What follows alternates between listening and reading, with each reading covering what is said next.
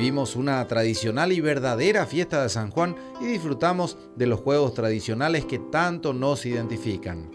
Saboreamos también de las más deliciosas comidas típicas como el chipá asador, payaguá mascada, asadito, mbejú, batiburrillo y el tan famoso chorizo sanjuanino.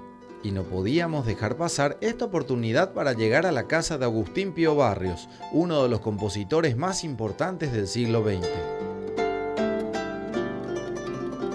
Nos recibía el señor Gil Alegre. Actualmente, esta casa está habilitada con un espacio abierto al público y se creó una asociación, Centro Cultural, para promocionar las actividades.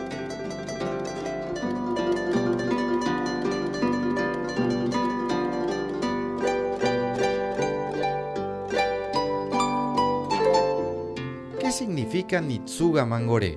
Nitsuga es Agustín escrito al revés.